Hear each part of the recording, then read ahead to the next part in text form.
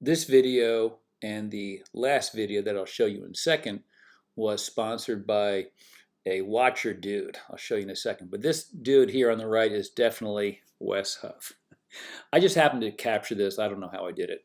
This is when he was making a mess out of the word Christos, which he has no clue what it means actually. You should look at my other videos about the nature of what a true Christ is.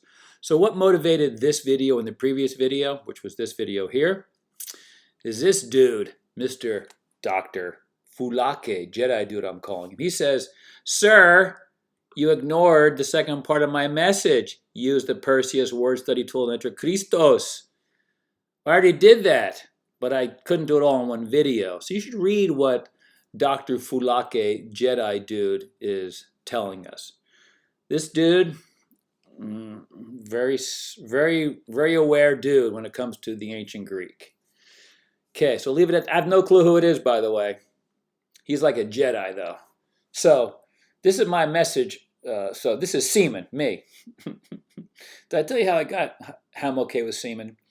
So I was a high jumper in high school, and I stopped playing basketball and baseball because of various reasons. So my first time high jumping, Jones was up, Bush was on deck, and semen was in the hole. So I've had a lot of fun with semen once I grew up and got over the initial shock. So, message from semen to Dr. Fulake, Jedi dude. I had to work on some strategery before I could, deal with the second part of your message, which is this. Iasus, which is the same as Jesus, which is the same as Jesus Christos, is literally the one with drugs who can't be trusted, the untrustworthy healer. That's a tough one to kind of demonstrate to the average person without some substantial detail. So this first message came upon this video here where we were feasting on myth vision, where poor Kip says, I am not a Laestes. What he said was, why are you coming at me as if I was a Laestes, which is the exact same thing. So this Dr. Fulake Jedi dude knows these guys are full of it, as any normal person would as well. So this video will be about figuring out what this pistos situation is, which we'll get into as we move along further. But first, we need to think about Iaso. Iaso, Greek goddess of recuperation from illness. Now, this is an iota. When you have an accent, it becomes an E-A-So, as far as I can tell. And this is do I have a picture of that coming up? I don't think I do. Okay, so I'm just going to put Ias. What I did is I put Iasus into Perseus, which I just showed you before that Dr. Fulake, Jedi, told me to go into Perseus, which I've been doing all along anyway. So here's what we know. Ias is the same as Ie. So this is an eta. Ieso. Iesus. Iesus. Jesus. Iesus. There's no J in ancient Greek, as the Dr. Fulake Jedi dude told us. There's no J. It's Iesus. So Jesus, Iesus, is the masculine form of the Greek goddess of healing. So you can read this for yourself, but ultimately, to call God a God character in a book, a fable, which is what Thomas Jefferson and Thomas Paine both call the Bible, a fable with high morals and horrific morals. To call a God character Jesus is to call him the Greek God of healing and health. Yeah, nothing Jewish or Christian about any of the New Testament. It's really quite stunning. So this is just to clarify who Jesus was from one perspective. He was Pharmakos Christos. And here are the various references and the evidence that I've provided previously. So I'm not going to do it again. You got to look at those other videos and you'll see how this works out. And the poor Bible scholars and the believers, they have no idea what a Christos is. So let's get back to the Jedi dude, the Dr. Fulake Jedi dude. The name or title, Iasus, is a masculine feminine noun contraction of the goddess. Iaso, goddess. Is that right? Goddess, goddess of healing and health. This is the message. And the word Christos, when in reference to her talking about people, persons, means someone who is not trustworthy. It is the opposite of pistos. Both of these words have a pharmametic definition as well, but when speaking of persons, it is in regards to trustworthiness, reputation of character. Now, I never heard of this before, and Lady Babylon, Hillman never talked about this either. So who is this? Who is this Jedi, Dr. Fulake Jedi dude? So look what he tells us. Iasos or Iesos Christos is literally the one with drugs who can't be trusted, the untrustworthy healer. Here's the message. Iasos Christos is literally the one with drugs who can't be trusted, the untrustworthy healer. So what Dr. Fulake Jedi dude told me to do in this last message was to click on this, but I already did that. I just didn't do it in the first video because I'm like, you can only handle so many apocalypses at once. So this is more of the apocalypsis of Ieso Christos, which are the first three words of Revelation 1. Look at that. Apocalypsis Iesus Christos is the unveiling of Jesus to us.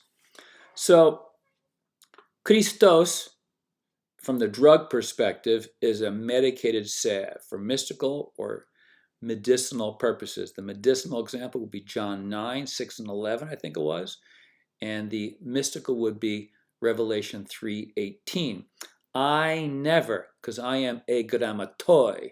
So I'm just in Acts 4:13 agrammatoi. I'm not in Acts 4:13 agrammatoi idiotai, like Peter and John were. So I had no idea. For whatever reason, I've looked at this Christos thing multiple times over and over again, and because I am agrammatoi, I never thought to click on pistos.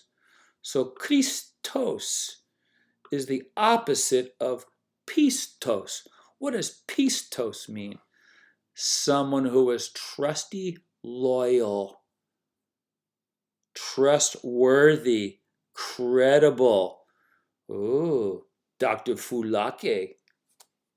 What do I call him? Dr. Fulake, Jedi dude, is right. Whoever this dude is, this Jedi, we should trust this Jedi. Listen, Dr. Fulake, Jedi dude, keep sending me shit, please. This is friggin' awesome. So we know that Christos is the opposite of pistos. Pistos means ethical. Christos in this context means unethical or untrustworthy. So how do we figure this out?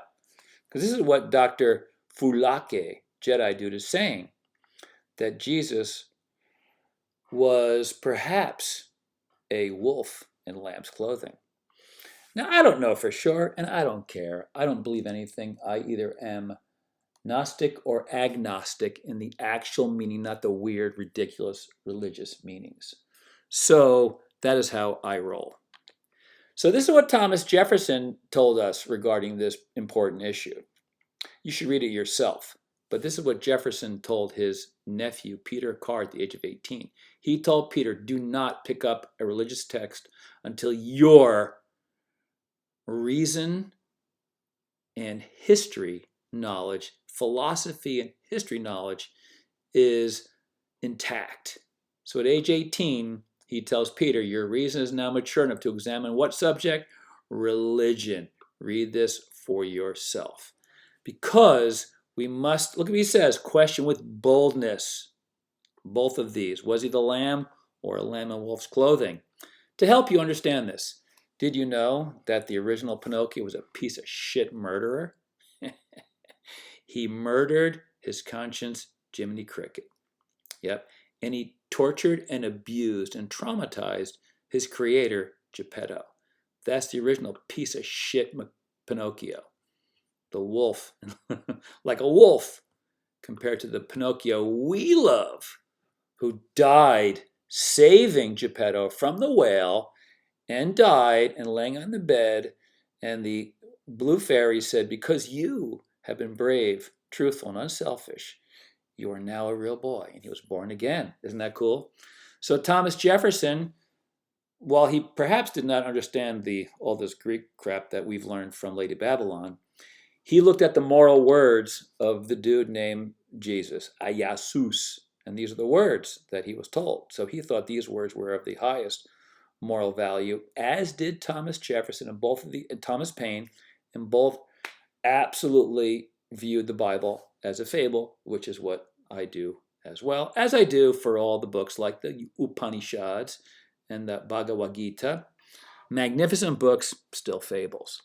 So we have to go now and demonstrate how it is that this guy should be untrusted, an untrustworthy healer. How will we know this? So we go to Mark, which of course Mark is a good book because of Mark 14, 51, 52, which we'll get to. Mark 11, why did Jesus curse an innocent fig tree? It was not the season for figs. Now I've got fig trees and avocado trees in my yard. Not a lot, but a couple, and I eat from them occasionally, depending upon how they fruit. So right now, it is, what's the date? February 13th. It is not the season for figs or avocados or anything else. So should I go hack down my trees and curse them? It is not the season for fruiting. So why did he curse the fig tree? Now, apologists like this dude. Wait, hold on. I got another guy. All right, here's how it works. You've got the defenders of apologists, the apologists, and those that are given energy by the defenders of apologists and the apologists. So what do we know about what the apologists say when it comes to why Jesus cursed an innocent fig tree because it wasn't fruiting in the season for its fruiting? And here are the bullshit answers, which you can read yourself and you can see how idiotic this is. They have to defend it because they're scapegoaters, right? If their scapegoat is perceived as an impure lamb for sacrifice, then, well, they're toast because, they're scapegoaters. They need a sacrifice. Bless their hearts, as they say in the South. Here we go. A little further. We're going to continue on now further into Mark 11. So this is Mark 12, right? This is the cursing of the tree. So on Mark, after he cursed the tree, right, they arrived in Jerusalem. What happened? Everyone knows the story. Jesus overturned the money of the evil money changers, the evil dove sellers, and the evil merchandise carriers. Now Jesus called them lestes. You know what a lestes is? You should watch some of my previous videos on lestes. All just evidence from the literature and no emotion associated with it. This is what a lestes is. So there are two occurrences of the word lestes in the Bible. When Jesus was arrested, he said in 3 different Gospels, why are you coming at me like I am a lesten, which is synonymous with lestes. But in the Bible Hub, we only see lestes further defined as those worthy of crucifixion. So why would Jesus call a money changer, a dove seller, and a merchandise carrier predators worthy of crucifixion? It's actually stunning, and this demonstrates the untrustworthiness, right? Untrustworthy. Well, if you bear false witness here, where else are you bearing false witness? So let me show you what I mean by that. Right from the Bible, not from, Seaman's imagination. So first we need to look at dove selling. What's wrong with dove selling? Why were they selling doves in the temple that Jesus obliterated? And by the way, who did he show up with? He showed up with the sons of thunder and his gang of 12, right? They took over the temple, as I'll show you in a couple seconds. So who are the dove sellers? Why were doves sacrificed? For 3 reasons: to purify oneself, to atone for sins, to purify oneself, and to cleanse from defiling diseases. You can read the other one too. It's for poor people. Doves were sacrificed for poor people. Why did Jesus stop for an entire week? Because what it was, from the day he arrived until the day he was crucified, or the day before he was crucified. Why was he stopping innocent dove sellers from selling doves to the poor people who couldn't afford anything else, and then called these innocent dove sellers, which were part of temple practices, predators worthy of crucifixion. Clearly demonstrates a behavior of untrustworthiness. So, as a consequence of this, for a week of condemning cashiers, the sellers of doves to poor people, and the carriers of incense and oils. That's what it was. I'll show you in a second. Because of this, for a week, the chief priest and the teachers wanted Jesus to be killed. So here comes the Greek. Get ready. So let's go first with merchandise. We're talking about skeus or skeuos. I don't know how to say it. Skeuos, skeuso, skeuos, skeus, whatever. They're not merchandise like trinkets. They're vessels for incense and oils required for priestly activities. Jesus stopped this for an entire week. The dove sellers are selling doves to the poor people per Leviticus 1. You see Exodus 27, and back here it's pretty obvious just that these are just cashiers for everybody, including the poor people. Jesus called cashiers dove sellers for the poor, and incense oil carriers to work for the priest. He called them predators worthy of crucifixion. Kind of evil Pinocchio behavior, wouldn't you say? And certainly makes sense why the priest wanted to take him out. So we know that the 12 disciples, as they're called, were always with Jesus, and 3 of them were called the muscle, were called the sons of thunder. Now, it's amazing how Christians don't really understand really any of this. It's kind of sad, ultimately. So, after a week of this, Jesus was concerned, right, about being taken down. So, what did he do? This Last Supper time is coming. So, when we go back here, we see, what is this, Mark 11. We go to Mark 14. And he sent 2 disciples into the city to look at a man carrying a jug of water will meet you. Isn't that weird? A jug of water. So this is Jesus after a week of basically gangstering the temple, right? And calling innocents worthy of crucifixion. He sent a couple of his disciples into town to, in some shady fashion, to find a place to have his Last Supper, right? That's what happened. So, now, in the Last Supper, Jesus stripped naked to wash feet. So you can just put into Google, why did Jesus strip naked to wash feet? Right. So what do they say here for this? He intended to visually communicate how leaders were to see themselves. Okay, so let's think about this from the perspective of, say, you, if you're a parent, or if you are a 14-year-old, because most of Jesus' disciples were 12 to 20, so let's call it 14, 15 years of age. So basically freshmen in high school or sophomores, whatever.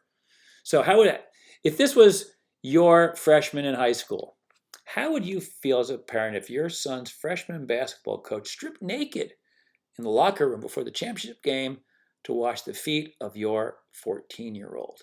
To visually communicate how leaders are to see themselves. Can you believe these friggin' clowns? It's unbelievable. Now, this is taking place at the thing called the Last Supper, right? Now, the whole purpose of this is what? To show you what this Fulake dude is telling us. So, what else happened during the Last Supper? Jesus said, who the betrayer is, it is whom I give this piece of bread to that I have dipped in the dish. What is in the dish? Right? Why would you have to dip it? Why not just touch the guy? Why dip a piece of bread in the dish that would then be eaten by Judas? And what happened? Jesus fed Judas a piece of bread he baptized, you'll see in a second, in the dish that caused Satan to enter into Judas. Did you know that? That it was Jesus who dipped a piece of bread into a dish filled with something that then caused Judas to enter him? That caused Satan to enter him. Did you know that? Yes, it's very bad. So let's look at this. So this is the Greek John 13:26. So I will dip, right? Bapso, the morsel, the bread, and will give, having dipped again, bapsos, right? So what does bapsos means? It means dipped, having dipped. Additional entries, baptisma. Look at this, 19 occurrences, baptisma, synonymous with bapsis. Same thing, baptism. What did he dip it into, do you think? What do you think he dipped it into, do you know? It's very interesting. So let's look at the word. So we just zoom in onto Perseus. So we click on, what do I click on here? Bapsis, which one? Yeah, bapsis here. So this is it, bapsis. Bapsis, you can see, dipped. There we go. I kind of honed in on that. So we're going to go right into baptisma now. Baptisma, baptism. So we think that baptism is being dropped into water, but back then you can see that baptism is dipping a piece of bread into a bowl or a dish of something that is liquid. What is in this liquid? Well, Jesus talks about drinking from the cup and being baptized in Mark 10:38. He asks the mother of John and James, are you able to drink from the cup? This is not like, magical symbolism for the symbol-minded, spiritual, or what's the word these symbolism stuff. Yeah, symbolism for drink. This is actually drinking. Are you able to drink from the actual cup that I drink from and be baptized by me, as you saw before? So drinking from that cup functions as a baptism. Isn't that interesting? Did you know that? Most don't know that. You just saw exactly as it is from the original language. It's not Seaman's opinion or Lady Babylon's opinion or this Dr. Sulake Jedi dude's opinion. So, but we go online, we think, drink from the same cup as me, Jesus to mother. Look what they say. The cup, they think, is not an actual cup. It's symbolized. See, they're all full of shit with their symbolism. Jesus said very clearly, you must drink. These words are actually drinking liquid from an actual cup. They don't get this. So let's look at a cup. This came out recently, November 25, 2024. Ancient Egyptians, but it was really controlled by the Greeks. So ancient Greek controlled Egyptians drank psychedelic concoctions from a 2,000-year-old mug. There it is, baby. Drink from my cup. This is John 6:53. Drink from my flesh. Eat from my flesh. Drink my blood. Remains in me. This is from the actual article. The detection of fermentation of yeasts. Beer, wine. So they got alcohol. They got botanicals. They got body fluids they found in the cup. Possibly blood, breast milk, mucus from where? Vagina, nasal, or saliva.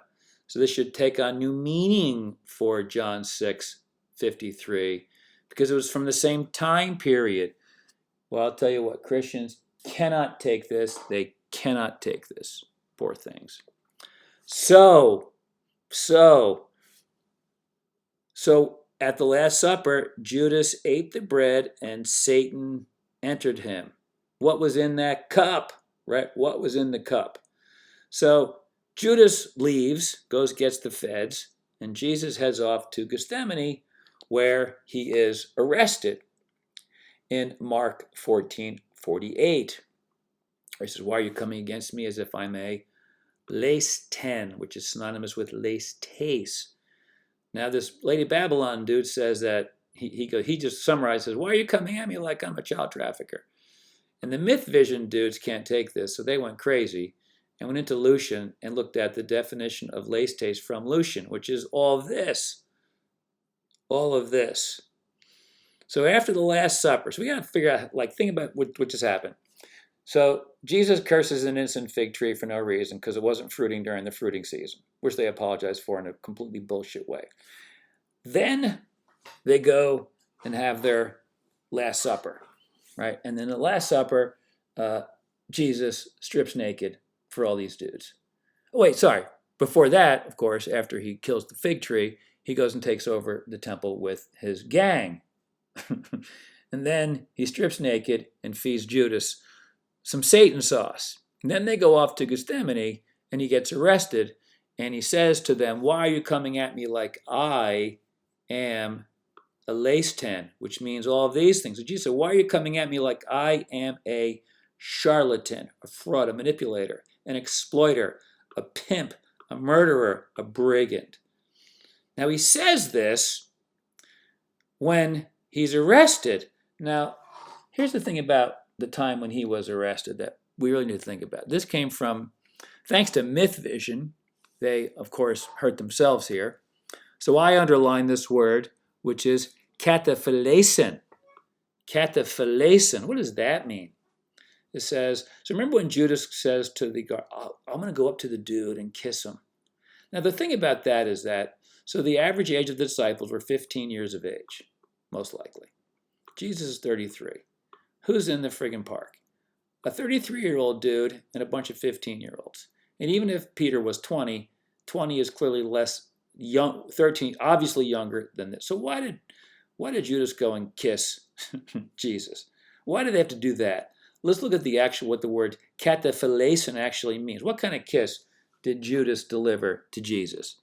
It was a heavy, caressing, amorous makeout kiss to Jesus, which would have been in like 47, right? So 47, so Mark 14:47, Jesus makes out with Judas, and then they say, "Get that guy." And Jesus says, "Why are you coming at me like I am this dude?" At the exact same time, this naked kid runs away. And what happens next? Boom, 6 hours later, Jesus is crucified. That's what happened. Now, for a lot of people, this still will not demonstrate, perhaps, untrustworthiness as our what I call him, Dr. Fulake, Jedi dude, says. So we're going to go and demonstrate how that works here. So I've done this previously. You can look at my other Christing videos. Jesus is absolutely a pharmakos Christos. He makes it very clear, right? Because he does medical Christings himself, mystical Christings. He does other Christings here. He teaches Christings. Who do you teach a Christing to? He taught a Christing to all of his disciples. Do you remember when Jesus was first arrested in the park and Kip Davis was like, shaming the arresters, like, "Why I was preaching in the temple all week and blah blah." Yeah, Kip Davis, Bible scholar, apparently doesn't know that Jesus took over the temple like a boss with his gang. So he doesn't seem to realize that. So why are they coming at me like, I am this? Well, then same thing happens when he's brought before the high priest. They say, what doctrine are you teaching your disciples? What are you teaching your illiterate, they couldn't read, amartolo, criminal disciples? What are you teaching them? And Jesus says, "I've been in the temple all week. I've spoken openly." And that was when he got slugged in the face by one of the guards. Remember that, or whoever it was. So we go to the Acts of Philip to find out what Jesus actually taught his disciples. So here is to remind us from what we were told by the Dr. Fulake, Jedi dude. So this is the Scaphe viewer from Perseus. Here's the Perseus signet that they use. The Perseus Word Greek Study Tool. So just put into whatever your search field is, Acta Philippi, and click on the Greek, and you can see the Greek and the English translation. So what happens is you can put in the passages and the numbers, and you get there. And you can see number 2 does not line up with 46. So however it works, you put in 46, you get this, which lines up with number 2. And when Philip arrived in Nicotera, Greece, there's a great stir. What shall we do? He separates husbands and wives. Let us cast out Philip before he begins to preach, and our wives are deceived. So this is a reflection of Jesus' teachings, which he said he taught in the temple in front of everybody. but this is what he actually taught his disciples, which is actually consistent with what this Dr. Fulake Jedi dude sent me. Let's go into Acta Philippi. So we're at number 123 now.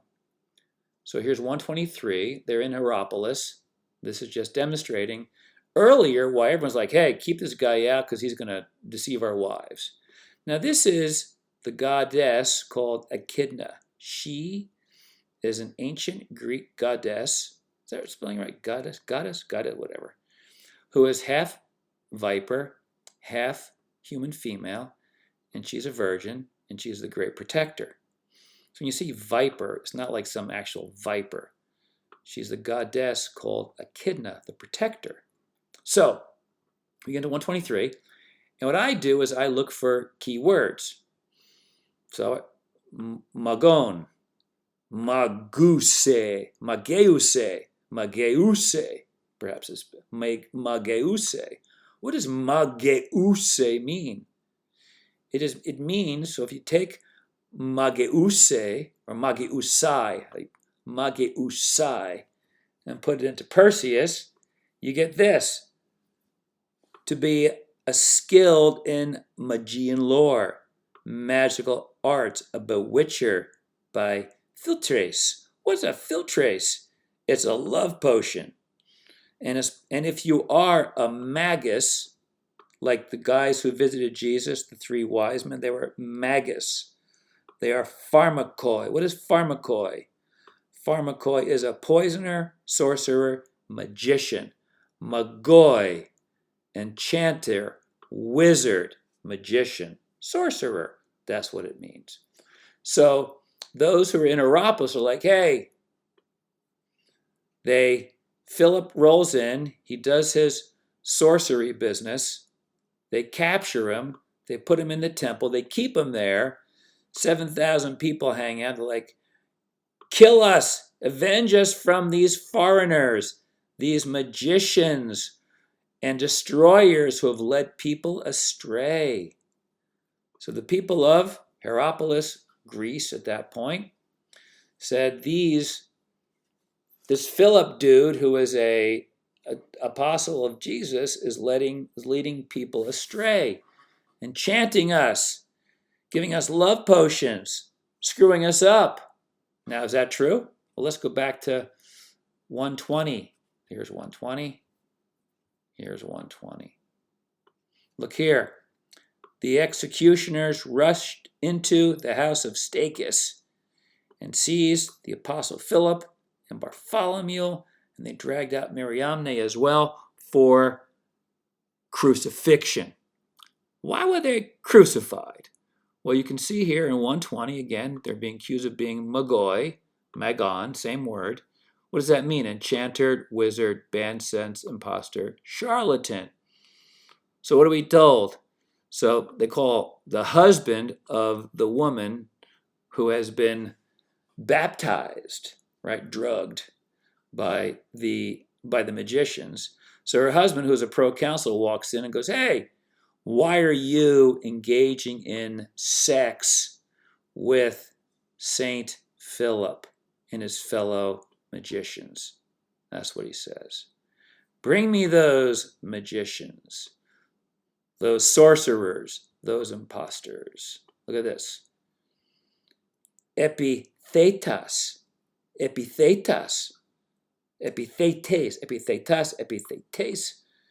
imposter. Ooh, look at this. A cult.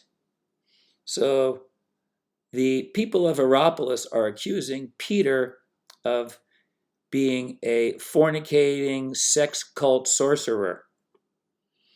Now, I didn't tell you what the green underlined word means. I'll show you that right now. Here's what it means. This mania. Look at this. Mania.